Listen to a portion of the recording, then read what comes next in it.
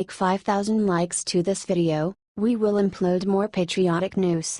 Thank you. Triumph. What Trump just achieved for the first time ever in America will have all Americans smiling. 22,000. That's a big number.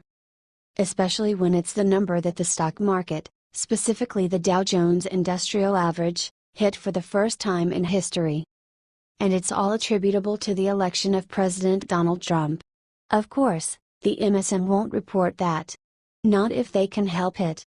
Not only is the stock market up 22% since Trump's election, the upward trend is expected to continue. The Nasdaq and S&P 500 are also trading higher. The very strong performance of the stock market, the strongest in history, in fact, not the only good news since Trump was elected. We are also experiencing the lowest unemployment rates in decades. Unemployment amongst African Americans is at its lowest level since 2000. That's 17 years, y'all. I know we harp on this a lot, but it bears repeating. You'll be hard-pressed to find this very good news in the Washington Post, on CNN, MSNBC, or any of the other media sources who are trying their best to bring Trump down 24/7. Which is why we have a duty to get this information out there. But we need your help in getting it out. I hope you will support our president by sharing this information everywhere. H/T Briette Bar.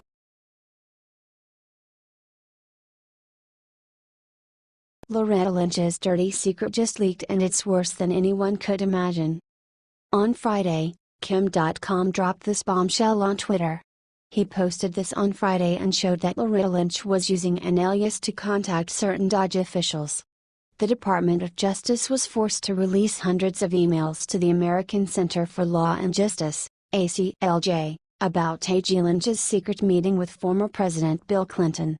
Someone noticed that Loretta Lynch used a different name to hide her identity from Department of Justice officials. See that above? AG Lynch aka Elizabeth Carlisle then responded with a thanks to all who worked on this. In another message from May 29, a message from the Attorney General was sent to Elizabeth Carlisle's account. Then some internet sleuths took it farther. They found that Loretta Lynch used her grandmother's maiden name as her pseudonym. Loretta's grandmother's name is Lizzie Carlisle Harris. Check out her grandmother's death certificate below. It's time that we look into this Elizabeth Carlisle. The deep state forgot to cover up their emails. Share this everywhere to help bring Loretta Lynch down. The nation needs to know about this. Why does it appear that she is using a fake name in communications? She needs to be subpoenaed and questioned for her meeting with Bill Clinton on the tarmac.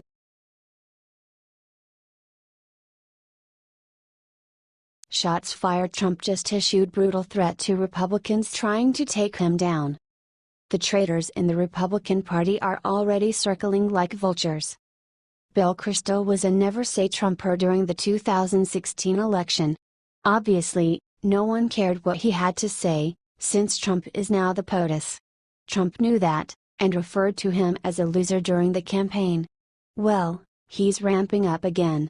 Kristol, who is the editor-at-large of the Weekly Standard, is trying to create a committee not to renominate the president. He reportedly told the New York Times, "We need to take one shot at liberating the Republican Party from Trump, and conservatism from Trumpism." Here's some video of Bill Kristol, starting at about 3:30 in, and there are, apparently, many Republicans who'd love to take his place in 2020. Ohio Governor Kasich, for example, has been very vocal against Trump and seems to be positioning himself to run.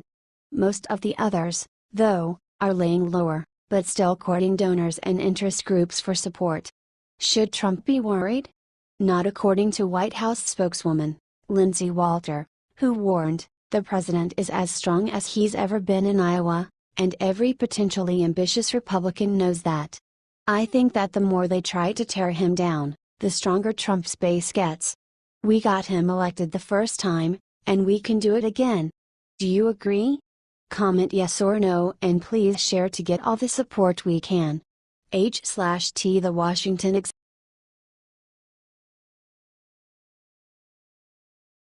McMaster just got on TV, and said one thing about Trump that will leave jaws hanging. President Trump has been taking heat lately for not announcing a comprehensive military plan in Afghanistan, but one guy has his back. National Security Advisor H.R. McMaster defended President Trump in an interview with MSNBC on Saturday, saying, "The president's already made some important decisions on Afghanistan." McMaster, however, emphasized that the president is not interested in announcing his strategic plans. "We're not gonna talk tactics anymore, right? Everything before was, troop levels and very specific details announcing to the enemy years in advance exactly the number of troops you're gonna have, exactly what they're gonna do and what they're not gonna do. And so the president has said, that is not the way to fight a war. It never has been. This is an invention of recent years." Boom. Seriously. It never made any sense to broadcast so much of our military strategy on national television. McMaster said that now that they are no longer doing that, they have seen tremendous success in the region. There's a tremendously successful campaign going on with Afghan forces in the lead. It's an unreported campaign in Nangarhar province of Afghanistan. McMaster also praised the president's decision to let the Pentagon lead the military campaigns, saying, "The president has said that he does not want to place restrictions on the military that undermine our ability to win battles in combat. He has lifted those restrictions, and you're beginning to see the payoff of that as well." It was a long interview, but it's worth a watch. Here you can watch part 1. McMaster's interview puts to rest rumors of President Trump's incompetence. According to McMaster, the Afghanistan fight is going better than ever before, and it is in large part because of President Trump's leadership. Isn't it great to have a real leader in charge who knows how to win? Share if you think so, Patriots. H/T the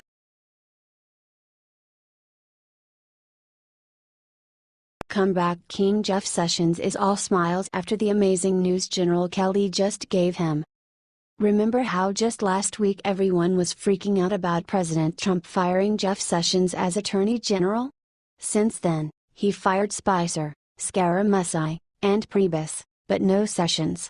Well, in case you were still wondering the fate of Jeff Sessions, General Kelly just made a call that will clear that up for good. General Kelly just told Sessions he will get to keep his job as Attorney General.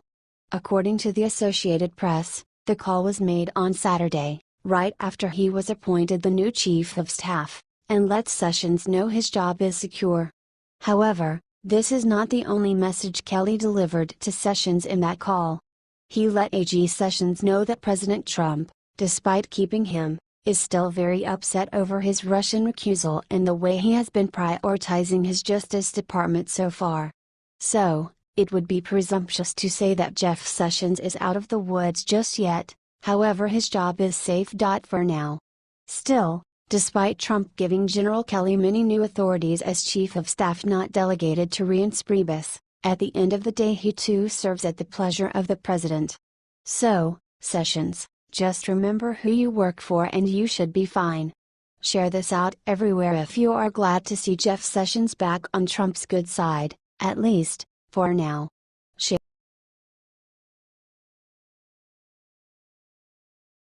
Trump just accomplished Democrats' worst nightmare and it will put Obama to shame. While Donald Trump and the Republican establishment may not see eye to eye, they have little choice but to curry favor with him. The reason? His spectacular abilities as a fundraiser. Every Republican who intends to rely on the party for financial help during next year's congressional races better be thankful for Mr. Trump. That's because Trump is the reason the Republican National Committee has managed to raise $75 million in the first 6 months of this year. Compare that with the fact that, in Obama's first 6 months, the Democratic National Committee had only raised half that. Because of Trump's popularity with his base, they have been willing to donate more money than ever before. In fact, the party raised more cash online in the first 6 months of 2017 than it did in the entire of 2016. And the RNC is 100% loyal to Trump. RNC Chairwoman Ronna Romney McDaniel, who happens to be Mitt Romney's niece, has said, American people put him in office to accomplish his agenda. And while he's at odds with some GOP establishment, the ones who are coming up for re-election won't openly defy him. They absolutely need him. I'm not sure what that says about them. Or maybe I am. And it's not pretty. If you're proud of our president, please share this everywhere. And comment "I'm proud of President Trump." /TABC.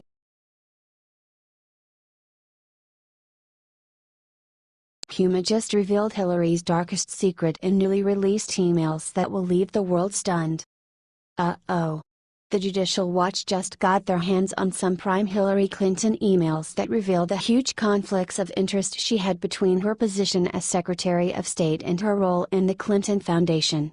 The emails in question were sent to and from Hillary's right-hand woman and personal assistant Huma Abedin, and they are jaw-dropping. Many of the emails are from donors, including a Clinton library donor, asking for jobs or meetings. Judicial Watch President Huffington said of the discovery, "Pay-to-play, classified information mishandling, influence peddling, cover-ups. These new emails show why the criminal investigation into Hillary Clinton's conduct must be resumed." He later said in an interview with Fox News, "It's hard to tell where the Clinton State Department ended and the Clinton Foundation began. It was almost like a seamless operation. Nowhere on these emails does anyone say Mrs. Clinton is not involved in the foundation. Stop coming to us for favors. These emails are truly scandalous." Here are a few examples. Warren Buffett's son, Howard Buffett Jr., emailed Abedin to ask for a meeting between his father, a major Clinton donor, and Hillary Clinton to discuss food security. Abedin replied, "We will take care of this." Miguel Lozla was a member of the Clinton Global Initiative and donated $1 million to the Clinton Presidential Library. Lozla asked for Abedin to seek an appointment as ambassador to the Dominican Republic for one of his friends. It is unknown if his friend became ambassador due to redactions in the email. Clinton's brother, Tony Rodham, also emailed Clinton aides several times, once asking for help with a green card renewal and again asking for help for someone involved in a criminal case in the country of Georgia. Clinton's friend Sidney Blumenthal worked for a political party in Georgia. This looks terrible for Clinton and definitely suggests criminal and corrupt behavior. Judicial Watch just released these emails today. You can read them all here. We need to spread this far and wide because we know the mainstream media isn't even going to bother covering this huge scandal. Share away, Patriots. /T Fox News